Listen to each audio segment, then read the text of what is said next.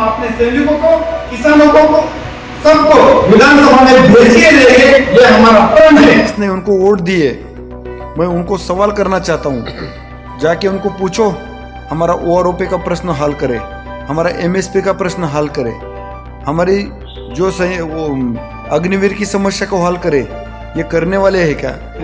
लगभग जहाँ पर भी रहा आंदोलन, जंतर मंतर हो, चाहे रेवाड़ी हो, चाहे रामलीला मैदान हो, चाहे रेलों को जिसमें जो है सभी राज्यों के प्रदेशाध्यक्ष सचिव और जय हिंद दोस्तों, आज मैं आपके सामने भारतीय जवान किसान पार्टी जिसने अभी लोकसभा चुनाव लड़ा था, आखिर कितने कैंडिडेट चुनाव में थे, उनको वोट प्रतिशत क्या मिला था, आखिर उनका क्या रहा। हर एक लोग हमसे इस बात को लेकर सवाल पूछ रहे हैं कि आपने भारतीय जवान किसान पार्टी के बारे में काफ़ी लाइव मीटिंग डाली थी, लेकिन आपने ये नहीं बताया कि उनके रिजल्ट्स क्या रहे और आगे उनका क्या कार्यक्रम है। तो दोस्तों, इसी चीज़ को लेकर मैं आज रूबरू हो रहा हूँ सूबेदार वीर सिंह चौहान, जो उनके कार्यकारी अध्यक्ष हैं, और मैं उनका अपने स्टूडियो में स्वागत करता हूं। फिर जो भी आपके सवाल हैं, मैं हर एक सवाल पूछूंगा कि आपके कैंडिडेट्स का क्या रहा, आपने चुनाव में क्या सीखा, आगे अब आप क्या करना चाहते हो, कौन सी रणनीति लेकर के आगे आप सैनिकों के बीच जाना है या समाज के बीच जाना है। तो सबसे पहले मैं वीर सिंह चौहान साहब आपका धन्यवाद करता हूं कि आपने हमें समय दिया और आपके साथ भारतीय जवान किसान पार्टी के सारे सवाल और जो हमारे व्यूअर्स के हैं सभी लोग जानना चाहते हैं, तो आपका स्वागत है।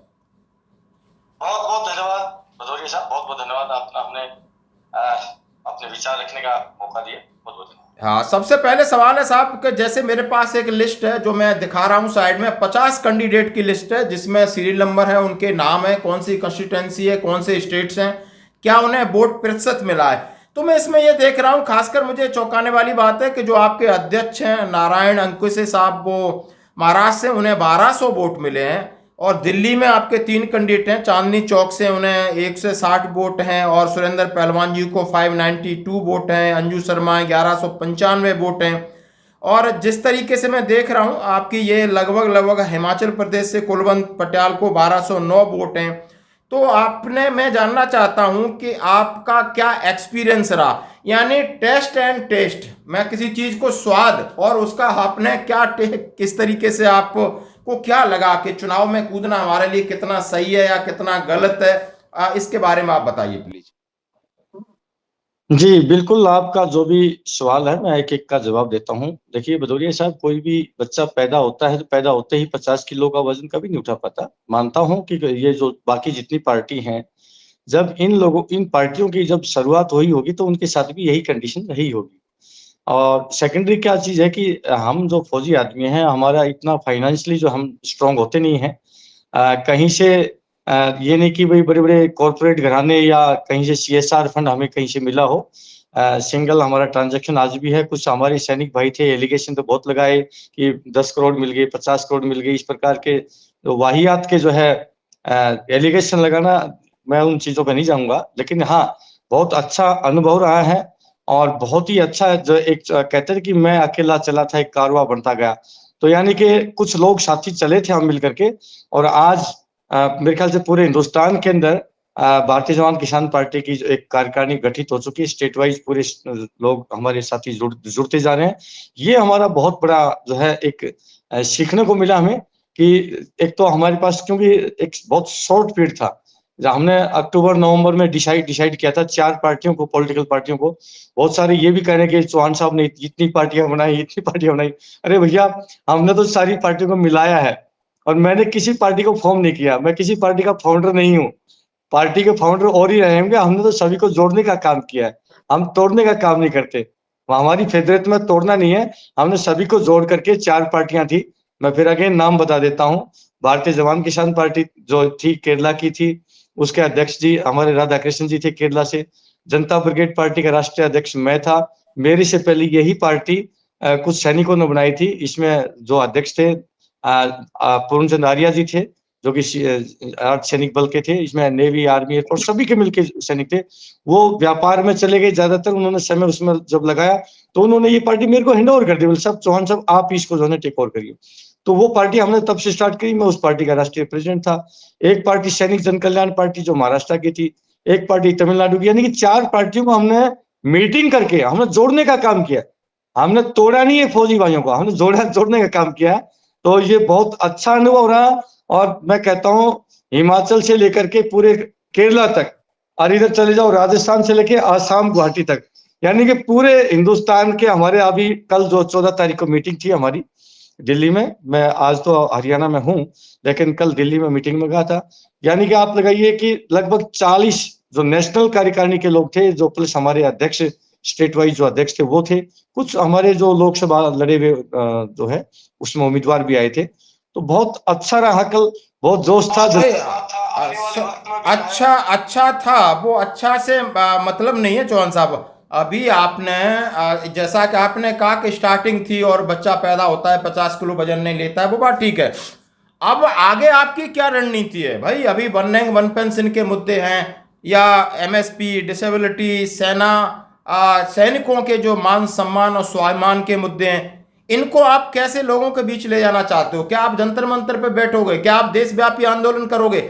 यानी लोगों से कैसे जुड़ना चाहते हो? मात्र पैसा ही नहीं है कि पैसा से तो चीजें खरीदी जा सकती हैं, लेकिन आप पब्लिक में कैसे कनेक्ट होना चाहते हो? इसके लिए अभी आपके पास 4 से 5 साल हैं। उसके लिए बताओ कि कल आपने समीक्षा करी है, कल मैं देख रहा था कहीं थोड़े बहुत मेरे पास क्लिप मिले थे, लेकिन आगे आपका प्लान क्या है? ये लोग व्यूअर्स जानना चाहते हैं। आपने जो किया ठीक है, आगे क्या करना चाहते हो? ऐसा है भदौरिया साहब, जहां पर हमारे सैनिकों के जो भी मुद्दे हैं, क्योंकि हम पॉलिटिकल हैं, जहां पर जो आंदोलन के अगुवा हैं हम उनके साथ सहयोग में हैं। कहीं पर भी कोई आंदोलन होगा हम उनके सहयोग में जाएंगे। नहीं तो आप एक मिनट, आप क्यों नहीं आंदोलन कर रहे हैं? उनके सहयोग में क्यों जाओगे? आप करो ना अभी आंदोलन। ऐसा है कि आंदोलन की कार्य करना खाली एक सैनिकों से ये पार्टी नहीं चलेगी। ये पार्टी खाली एक सैनिक। अरे तो मैं ये कह रहा हूं, आप सैनिकों का आंदोलन, एक मिनट, आप सैनिकों का आंदोलन करो, फिर आप किसानों का आंदोलन करो, फिर नौजवानों का आंदोलन करो। कौन रोक रहा है आपको? बिल्कुल बिल्कुल बिल्कुल, 1 बाय 1 सारे आंदोलन है। खाली एक अकेले सैनिक के आंदोलन से नहीं तो काम चलने वाला नहीं है। हम तो मेनली किसान के बेटे हैं, जितने भी हैं इस देश में 80% किसान है, तो किसान के बेटे हैं। तो हमने किसान को भी पकड़ना है, को भी पकड़ना है, मजदूर के घरों को तो पकड़ना है। सैनिक तो हम फर्स्टली है ही है। तो सैनिक के मुद्दों को भी लेकर के हम आंदोलन करेंगे, बिल्कुल करें तो नहीं करेंगे, हम कोई छुट्टियां थोड़ी पहन रखी है। प्लान बताओ सर कि आगे आपका 6 महीने का क्या प्लान है? हमें प्लान चाहिए, इफेक्टिव चाहिए ग्राउंड पे। आपने साहब के कल अध्यक्ष भी थे, नारायण अंकुशे थे और बाकी दूसरे लोग हैं, उन्होंने क्या प्लान किया? समीक्षा तो की, वो तो पता है सबको। अभी इसी जून लास्ट तक जो है महाराष्ट्र के अंदर किसानों के साथ मिलकर किसानों का आंदोलन वहां पर महाराष्ट्र में शुरू हो रही है, पार्टी लीड कर रही है इसी जून तक। ठीक है, कल ये फाइनल हो चुका है कि महाराष्ट्र के अंदर पार्टी किसानों का आंदोलन करेगी। किसान हमारे पिता है, उनका आंदोलन करना हमारा दायित्व बनता है। हमारा आंदोलन हमने किया है ना, लगभग जहां पर भी रहा आंदोलन, जंतर मंतर हो, चाहे रेवाड़ी हो, चाहे रामलीला मैदान हो, चाहे रेलों को शंभू बोल रहा हूँ, हर जगह मैं तो गया हूँ। तो हर आंदोलन में शरीक रहा हूं मैं। तो वो आंदोलन में भी थे क्योंकि उसका लीडर अलग थे। अब उसमें हम अगर तिगड़मबाजी करके हम सोचते कि हम आगे आते हैं तो वो बात कहीं कहीं कोलैप्स करती, इसलिए हम उनके हैंडओवर कर रखा था। ठीक है, अगर अब हम आंदोलन की अगुवाई करेंगे तो हम करेंगे, कोई दिक्कत वाली बात नहीं, पार्टी लीड कर रही है। और रही बात की खाली अकेले राजनीति में जाना, ये हमारा मकसद नहीं है। आज क्यों जाना पड़ता है, मैं 2-3 उदाहरण देता हूं। अभी बिहार से एक सैनिक थे हमारे, रमेश कुमार जी हैं, चंपारण बिहार से, जो हमारे प्रत्याशी भी थे, जिनका पर्चा खारिज होगा बिहार से। रमेश कुमार जी ने अपने पेट काट करके, पाई जोड़ के, बूंद बूंद पैसा इकट्ठा करके 2005 में लखनऊ में प्लॉट लिया। 19 साल से केस लड़ रहे हैं, गुंडों का कब्जा है। ऐसे ही हमारे एक हवलदार राजेश पोदार जी हैं, जो कि उड़ीसा से हैं, जो कि सर्विंग, अभी उनकी माता जी को मर्डर करके बोरी में भर करके और फेंक दिया जाता है। ऐसे ही एक और हमने केस सुना था अभी यूपी का, सर्विंग सोल्जर है, उसकी पत्नी के साथ गुंडों ने मारपीट की करते हैं, पुलिस कोई एक्शन नहीं लेती। कुल मिलाकर के ये तो मैं 2-3 आपको टिप्स के ऊपर सुनाया है, ऐसे हजारों केस हैं भदौरिया साहब पूरे देश में, जहां सैनिकों के साथ अत्याचार, इस प्रकार की घटनाएं घटती हैं। हजारों सैनिकों के प्लॉट गुंडे बदमाशों ने दबा रखे हैं, जहां पर कोई सुनने वाला नहीं है, कोई सुनवाई करने वाला नहीं है, क्योंकि सरकार में गुंडे में बैठे हैं। तो गुंडों से आप क्या उम्मीद करोगे? इसलिए कहीं न कहीं आज सैनिकों को जरूरत है कि सत्ता के अंदर बैठना, देश को न्याय देना और खुद को भी न्याय देना। ये सैनिकों का नहीं वो एक मिनट, वो सैनिक अपना काम कर रहे हैं, सैनिक जुड़ रहे हैं, लेकिन आप कह रहे हैं कि नहीं हम पूरे समाज को जोड़ेंगे। तो आपकी शुरुआत, आपने कहा महाराष्ट्र में मैं किसान आंदोलन करने जा रहा हूं। अभी मैं बोल रहा हूं तत्कालिक मामला है, वन रैंक वन पेंशन की अनोमलीज का है, और जंतर मंतर पर, रामलीला मैदान पर एजिटेशन हुए हैं। आप भी सैनिक हो, और जहां से आप उस बेल्ट में इस चीज का एजिटेशन ज्यादा हो रहा है, ज्यादा डिमांड हो रही, तो आप इस चीज को कैसे डोमिनेट करना चाहते हो? ये आप अपना प्लान बताओ। महाराष्ट्र में हुआ है, महाराष्ट्र से ज्यादा कैंडिडेट हैं, हमें नहीं दिखाई दिया कि किसी का 3 फिगर से 4 फिगर में कोई कैंडिडेट गया हो। किसानों के बहुत मसीहा हैं, किसानों की तो अब कांग्रेस भी बात कर रही है, ठीक है, नौजवानों की कांग्रेस भी बात कर रही है, अब जवानों की भी कांग्रेस बात कर रही है। तो आप कांग्रेस की आइडियोलॉजी के पीछे चलने से तो कुछ आपको रास्ता अलग से मिलने वाला है नहीं। मैं ये कह रहा हूं आपकी, आप जो आप ट्रैक, लेकिन आपका एक ट्रैक जिस तरीके से कि सबसे पहले सैनिकों को जोड़ने की जिम्मेदारी है वो होनी चाहिए, और सैनिकों के साथ आप किसानों को भी जोड़िए, क्योंकि जवान और किसान में ज़्यादा फर्क नहीं है, एक ही पृष्ठभूमि, एक ही परिवार से हैं, और आपकी पार्टी का नाम भी उसी तरीके से है। तो इस तरीके से आप जो व्यूअर्स हैं, देखो मेरा चैनल है जहाँ पर फौजी जानना चाहते हैं कि आप चलो देश में परिवर्तन करोगे, आज शुरुआत करोगे तो 50 साल भी लग सकते हैं, वहां तक पेशेंस चाहिए आपको। लेकिन देन एंड देयर जो आप भी जिसमें इन्वॉल्व रहे, जंतर मंतर पर, रामलीला मैदान पर, रेवाड़ी पे, आप सब जगह रहे हैं, और शायद आपके साथी भी रहे, तो इनके लिए जो भूतपूर्व सैनिक सुनना चाहते हैं कि इसके लिए आप कहीं लीड कर रहे हो कि नहीं कर रहे आप? बिल्कुल बिल्कुल, इसके ऊपर भी हमारा हुआ है, कल काफी गहन डिस्कशन हुआ है, काफी कल सुबह से लेकर 10 बजे लेकर शाम को 7 बजे तक मीटिंग चली पार्टी की। किस किस फील्ड में ओआरओपी का भी जो हम डिस्कशन हुआ, उसमें भी हमें जो है आंदोलन के लिए डिसाइड करना है। उसके साथ साथ बाकी किसानों को और इन सब चीजों को लेकर के चलना पड़ेगा। हुए हैं उसके, अभी फिलहाल तो हमारा महाराष्ट्र का है, हम पिछले 5 महीने से लगभग चुनाव में बिजी थे, घर छोड़ा हुआ था, तो अभी थोड़ा सा 10-5 दिन का आदमी को थोड़ा सा एक बीच में गैप भी चाहिए, इंटरवल भी चाहिए। गर्मी ज्यादा है, हीट वेव्स चल रही हैं, थोड़ा सा एक समय चाहिए, थोड़ा सा जरूर थोड़ी सी बारिश हो जाए, उसके बाद शुरू करेंगे सभी सैनिक भाइयों के साथ में। और इसमें यह भी रहा कि ठीक है, आदमी अपना जो नया घर बना है, हमारे फौजी भाई हैं, कोई कांग्रेस में जुड़ा था, कोई कहीं जुड़ा था, हम भी जुड़े थे कहीं कहीं, तो कुल मिलाकर के जैसे जैसे पता चलता जा रहा है, बहुत अच्छी खुशी की बात है। मैं आपको बहुत खुशखबरी देता हूँ कि जैसे जैसे लोगों को पता चल रहा है, अपने फौजी भाइयों को अपने साथ जुड़ते जा रहे हैं, ठीक है, क्योंकि उनकी कहीं कहीं जड़ें थी, एकदम से उखाड़ पाना बड़ा टेढ़ी खीर होती है। लेकिन हाँ, मुझे यकीन है कि सारे फौजी भाई जरूर अपना घर बन चुके हैं, स्वाभिमान अपने घर में मिलेगा। स्वाभिमान की जिंदगी हम अपने घर में जी सकते हैं, पराये के घर में स्वाभिमान के साथ सीना तान के नहीं जी सकते। ये बाकी पार्टियों में जो भी हमारे भाई हैं, उनसे मेरी प्रार्थना अगेन मैं विनती करता हूं कि अपने घर में मालिक बन के रहता बंदा और दूसरे घर में किराएदार बन के रहता है। तो आइए, अपना घर बन चुका है और आप पर पूरा देश बिलीव करता है। इस देश में जब भी कोई ऐसी घटनाएं होती हैं जहां पर सारे सरकार के हाथ खड़े हो जाते हैं, तो वहां अंतिम विकल्प सेना बचती है। तो आप तो एक विकल्प के तौर पे आज नेताओं के आचरण से, गुंडागर्दी से, तानाशाही से, भ्रष्टाचार से आज पूरा देश त्रस्त है, तो विश्वास ही नहीं रहा। लेकिन जनता के पास एक अच्छा विकल्प नहीं है। अब विकल्प के तौर पे आ रहे फौज, जरूर मैं यकीन करता हूं कि मैं कुछ नहीं, मेरे से भी आप लोग बहुत अच्छे अच्छे सैनिक हैं देश में। मैं कभी अपने आप को सर्वोपरि नहीं मानता हूं, बहुत अच्छे अच्छे डायनेमिक क्वालिटी के हैं, और मैं मानता हूं कि काफी लोगों से मेरी बात भी होती है। आ रहे हैं कुछ सैनिक हैं जो इंटरनली थोड़ा सा ईर्ष्या रखते हैं।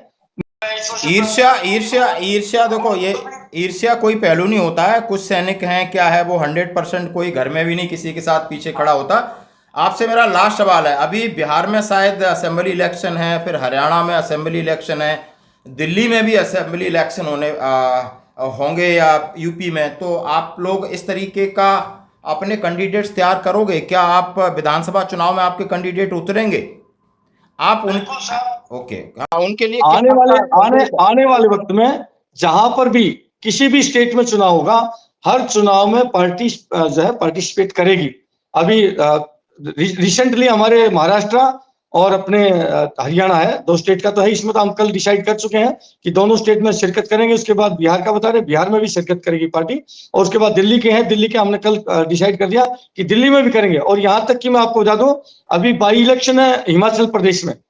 हिमाचल की कल टीम आई थी, कैप्टन बालकृष्ण साहब शर्मा साहब आए थे, कुलवंत पटियाल साहब आए थे, एक प्रिंसिपल साहब थे, हमारे रिटायर्ड फौजी हैं, बहुत ही डायनेमिक क्वालिटी थी, वो थे, साथ में एक हमारे रंजीत साहब थे। तो 4 आदमी हिमाचल प्रदेश से आई थी टीम, और बाकायदा कल वो टिकट पार्टी की लेके गए हैं, जो बाई इलेक्शन है, अभी बाई पोल है, उसमें अपने उम्मीदवार वहां खड़े करें। तो कुल मिलाकर मैं तो अपील करता हूं अपने भाइयों से कि अपनी गरिमा अपने जो है खुद के साथ में खड़ा होने से ही होगी। हम नेताओं के आगे पीछे खड़ा होने से अपने स्वाभिमान को गिराने वाली बात है। ओके दोस्तों, जैसा आपने अभी देखा वीर सिंह चौहान साहब को सुना कि उन्होंने कहा है कि हमारा ये 1 महीने पहले हमने तैयारी की थी और लोकसभा में कूदे, जहां जहां पर हमारे कैंडिडेट थे उन्होंने 50 या 60-100 कैंडिडेट कूदे, हर जगह गए हैं और हमारे पास अभी सोर्सेस की कमी है और कनेक्टिविटी की भी कमी है और इसके लिए हमने लगातार कर अपनी समीक्षा करी है दिल्ली में। एक मिनट लूंगा। देखिए, इस बार का जो चुनाव था, दो उसमें धड़ों में तुला हुआ था। एक धड़ा था कि मोदी बचाओ और एक धड़ा था कि मोदी हटाओ। ऐसे में वोट निकालना, एक वोट 1 लाख के बराबर मैं कहता हूं। ऐसे में वोट, क्योंकि जनता ने दिमाग किया तो बना रखा था मोदी को हटाओ और यह था दिमाग मोदी को बचाओ। ऐसे में वोट निकालना बहुत टेढ़ी खीर है। आपको जनता पैसा दे देगी, सब कुछ दे देगी, लेकिन वोट एक ऐसी चीज है वो इतनी जल्दी नहीं देती है। तो फिर भी हम लोगों ने संघर्ष किया है। हमारे जो आसाम के प्रत्याशी, उनके लगभग 14,000 के आसपास वोट आए, ठीक है। और रविंद्र शेखावत जी है जिनके वोट 6-7 हजार के आसपास अच्छे खासे वोट आए। 4,000 5,000 काफी सारे सैनिकों के वोट आए हैं अच्छे। मैं मानता हूँ हरियाणा में लालचंद यादव साहब हैं, उनके 2250 के आसपास वोट हैं। हमारे अंबाला से जो अपने बलजीत साहब, उनके 2500 वोट हैं। तो बहुत अच्छा, मैं इसको अच्छा वोट मानता हूँ। 2500 वोट निकालना ये मामूली बात नहीं साहब। एक वोट निकालना टेढ़ी खीर होती है ऐसे माहौल में। जैसे 2 चक्कियों के पार्ट के बीच में अगर कोई भी अनाज गिरता तो वो साबुत नहीं गल सका। ऐसे में क्योंकि इस बार का जो चुनाव था वो बाईपोलर था, और बाईपोलर चुनाव के अंदर जब जनता तुल जाती है ना कि या तो मोदी हटाओ या मोदी बचाओ, तो ऐसे में वोट निकालना बहुत टेढ़ी खीर थी। हमारे फौजियों में भी मैं देखता हूं कि मेरे गांव से ही लगा लेता हूं मैं। मेरे गांव में भी ये था कि चौहान साहब कोई बात नहीं, इस बार हमें माफ कर देना कि हम मोदी के साथ में। और मेरा चरखी दादरी डिस्ट्रिक्ट है, वहां पर हमारे कुछ फौजी भाई थे, वो बोले साहब इस बार हम मोदी को हटाना है। यानी कि एक ही डिस्ट्रिक्ट में फौजी इस प्रकार से तुले हुए थे। लेकिन कोई बात नहीं, अभी हमारी सभी से बात है। मैं पूरे देश में कोई भी फौजी है सभी से बात करता हूं और सभी से मेरी हाथ जोड़ कर प्रार्थना है कि ईगो ना रखें। अपना घर ही अपने आप को स्वाभिमान दे सकता है और इस देश को हम बचा सकते हैं, देश को न्याय दे सकते हैं, देश का अंदर भ्रष्टाचार मुक्त कर सकते हैं, देश को अच्छी व्यवस्था अगर कोई दे सकता है, देश के फौजी दे सकते हैं। बिल्कुल, जैसा कि आपने सुना, उन्होंने कहा है कोई बात नहीं, ये स्टार्टअप था और इसमें 2 बड़ी पार्टियों के बीच में और हम कूदे थे और हमारे पास समय नहीं था, फिर भी हमने वोट प्रतिशत हमें संतुष्टि देता है और हमने काफ़ी सीखा। ये पॉलिटिकल टेस्ट था और वो उसमें हम सफल हुए और हम आगे जितने भी असेंबली इलेक्शन है, चाहे हरियाणा में है, महाराष्ट्र में और किसी भी स्टेट में होते हैं, बिहार में, उसमें हमारे कैंडिडेट जाएंगे। इसके लिए उन्होंने आह्वान किया है कि जो भी जवान हैं, जो भी किसान हैं, नौजवान हैं, हमारी पार्टी से ज़्यादा जुड़े और लोगों के बीच में हम इकट्ठे सामूहिक रूप से जाएं, अपनी बात रखें कि इस देश में यानी जवानों के न्याय के लिए, किसानों के न्याय के लिए, नौजवानों के लिए और सब सर्वधर्म संभाव लेकर के हम जनता के बीच जाना चाहते हैं। और ये अभी आगाज है और इसमें हमें कोई, बिल्कुल हमारी कोशिश लगातार जारी रहेगी।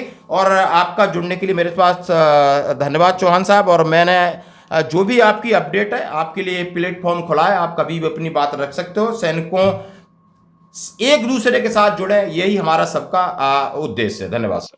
मैं अगेन सभी भाइयों से विनती करता हूं कि हम किसी फौजी की कुर्सी नहीं छीन रहे, हम नेताओं को भगा रहे हैं। तो सारे फौजी भाई हैं, आपस में ईर्ष्या और इसको त्यागें और सब मिलकर के देश को बचाएं। आप सब आगे बढ़े, इन्हीं सब शुभकामनाओं से सभी को जय हिंद, जय भारत माता। Thank you sir, thank you. जय हिंद।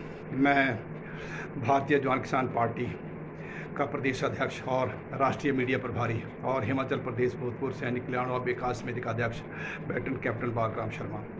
आज मैं जो है लाइव इसलिए रूबरू हुआ हूँ कि हमारे हाल ही में लोकसभा के चुनाव हुए थे, उसके लिए हमारी जो है हमारे राष्ट्रीय अध्यक्ष और सचिव और उनकी टीम ने जो है हमारे सभी राज्यों से, पूरे देश के बीच में सभी राज्यों से जो है एक मीटिंग बुलाई थी, जिसमें जो है सभी राज्यों के प्रदेशाध्यक्ष, सचिव और गणमान्य व्यक्ति और जिन्होंने ये लोकसभा चुनावों के बीच में जो है हिस्सा लिया था, उन सबको बुलाया था।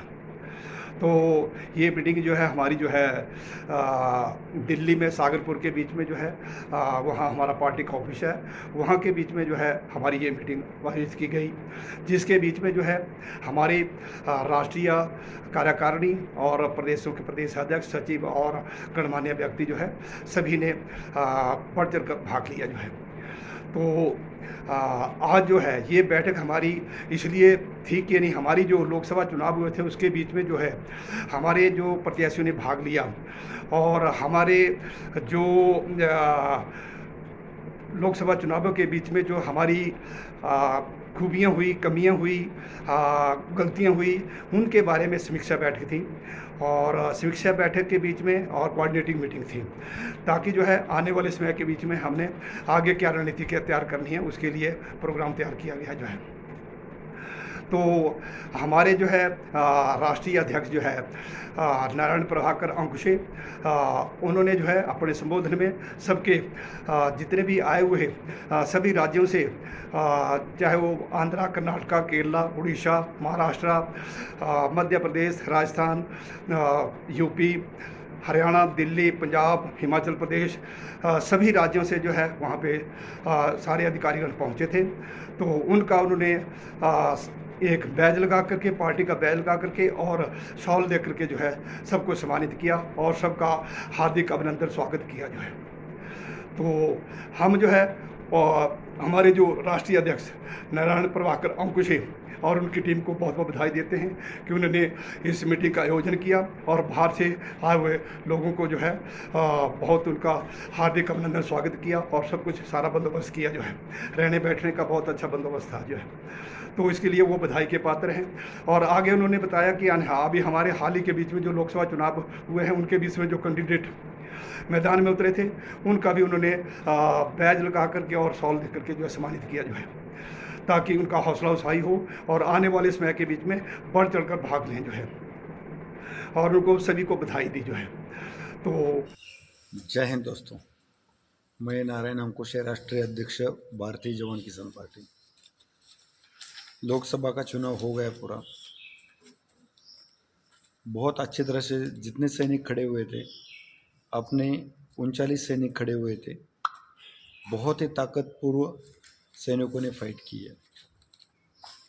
हाँ, सैनिक अपने खड़े हुए थे सैनिकों की समस्या लोकसभा में मांडने के लिए, जो आज हमारी एमएसपी की, ओआरओपी की और जो सैनिकों के ऊपर अन्याय अत्याचार चल रहे हैं उसके लिए सैनिक आज खड़े हुए थे। धरने आंदोलन कई दिन से चल रहे हैं। वो मुझे एक समझ में आया इसी इलेक्शन में, देश में लगभग पूरे सैनिक, पैरामिलिट्री वगैरह सब कुछ मिलकर लगभग अप्रॉक्सीमेटली 50 लाख सैनिक हैं और हर सैनिकों के पीछे कम से कम नहीं है तो 5-10 वोटिंग है, फिर भी अपने सैनिक पूरी तरह से वोटिंग नहीं ले पाए। क्यों? क्योंकि अपने ही सैनिक अपने ही गद्दारी करते हैं। इसीलिए गवर्नमेंट को भी पता है ये चीज़ का कि सैनिकों के लिए कभी एक साथ नहीं आ सकते। तो इसीलिए सैनिकों का कोई भी प्रश्न आज नहीं हल हो रहा है। तो मैं कहना चाहूँगा, जो जयचंद है, जो गद्दार है, वो घर में बैठे, पर हम तो अपने सैनिकों के यूनिफॉर्म की शान के लिए, तिरंगे की शान के लिए, महिला के सम्मान के लिए लड़ते रहेंगे और लड़ेंगे। आने वाले चुनाव में महाराष्ट्र में विधानसभा का चुनाव होने वाला है।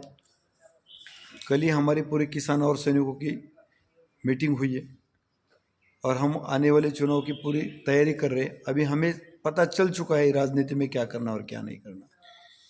बस मैं इतना ही कहना चाहूँगा, जब मराठा यहाँ से लेके पानीपत तक चला गया, वहाँ महाजी सिंध धारा तीर्थ पड़े थे, तो अब्दुल्ला ने एक ही पूछा था, क्यों पटेल तुम हमारे साथ फिर लड़ोगे? तो महाजी सिंध ने एक ही बोला था कि बचेंगे तो और लड़ेंगे। ऐसा हमारा हौसला कम नहीं हुआ, हौसला ज़्यादा ही हो चुका है। बहुत अच्छा वोटिंग सैनिकों को मिला है। 2000, 3000, 4000, 5000, 20,000 तक हमने वोटिंग ली हुई है। ये हमारा पहली बार था। तो अगली बार सैनिकों को साथ लेने, बहुत जो सैनिक देश के लिए, तिरंगे के लिए और यूनिफॉर्म के शान के लिए कुछ अच्छा करना चाहते, योगदान करना चाहते, उनको ही हम साथ में लेंगे। अन्यथा इस देश के किसानों को और जनता को साथ में लेके ये लड़ाई लड़ेंगे, क्योंकि सैनिकों का नाम से लड़ाई लड़ते कभी जीत नहीं सकते, ये कंफर्म हो चुका है। फिर भी सैनिकों का नाम बहुत बड़ा है, तो सैनिकों के शान के लिए जो घर बैठे हुए उनको बैठने दो घर, हम तो लड़ेंगे भी और जीतेंगे भी। तो आने वाले चुनाव में महाराष्ट्र, हरियाणा, दिल्ली, ये चुनाव में हम पूरी ताकत लगा देंगे और ताकत लगा के हम चुन के आने का प्रयास करेंगे। और हमारे सैनिकों की समस्या आज लोकसभा 2024 इलेक्शन की जो महाराष्ट्र में जितने भी कैंडिडेट इलेक्शन में चुनाव लड़े थे, वो आज पूरे कैंडिडेट का हमने आज सरकार के लिए बुलाया था।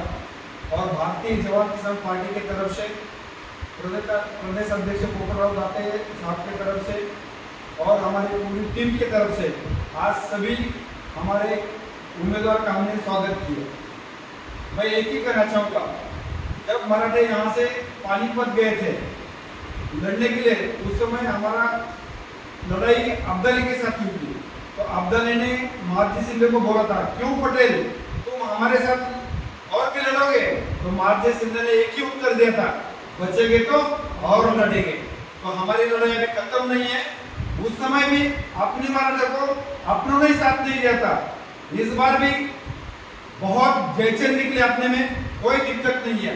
पर हम ये जो 100 मराठे हैं, जो अपने 16 ही कैंडिडेट, ये आने वाले विधानसभा में इस देश के किसानों के लिए, युवाओं के लिए, महिलाओं के लिए और पूरे देश के समस्त परिवार के लिए लड़ेंगे और जीतेंगे भी। ये हमारी पहली स्टार्टिंग थी, तो इसमें हमें कुछ ज़्यादा सहयोग, टाइम कम था हमारे पास में, तो ज़्यादा वोट नहीं दे पाए, और हमारे हौसले हिमालय से भी ज़्यादा ऊंचे हैं।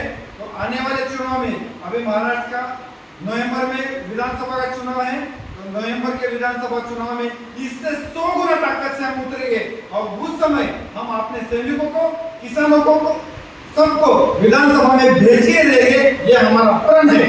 जय हिंद, जय हिंद।